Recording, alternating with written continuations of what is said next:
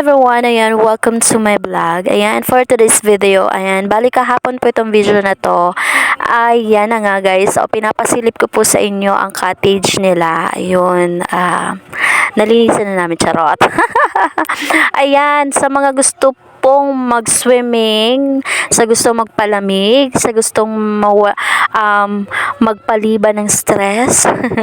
Ayan, dito po yan sa part ng Pasakaw. Sa mga gusto po mag-swimming, sa mga friend ko po, sa mga nakakakita po ng video na to, sa mga naghahanap na masuswimmingan, ayan, please visit. Ayan, dito po yan sa Magtabid, Seriana,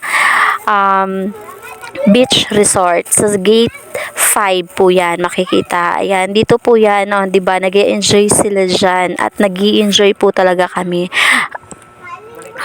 Yan, bali nag-night swimming po kami dito, Friday ng gabi, alis kami ng bahay, then, ayun, umalis din po kami dyan sa resort na yan is mga 5 p.m. O, diba, 24 hours, charot. Ayan na nga guys, o, diba, dahil mainit ang panahon at maraming salamat sa nag-sponsor ng pa-swimming na ito na si Arnel De Leon, ang aming pinsan na nagsa-celebrate ngayon ng kanyang kaarawan.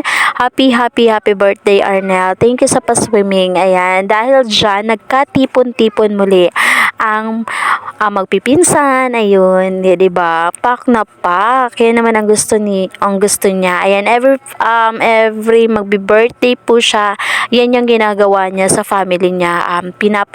Pinagtitipon niya talaga sa pamaraan ng pagsiswimming. Ayan.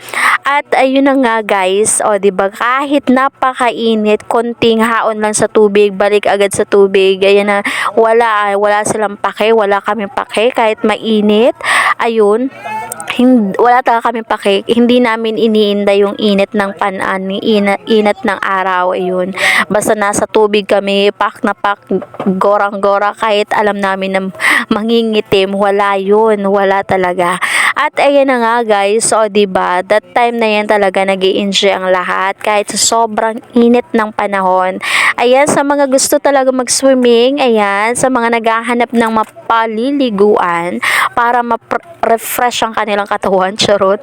Ayan, ini-introduce ko po sa inyo at please visit dito po yan sa, once again, dito po yan sa Magtabid, Seriana Beach Resort. Dito lang po yan sa gate 5 makikita. Ayan, thank you guys. Thank you for watching. Na-share ko lamang po ito. Maraming salamat.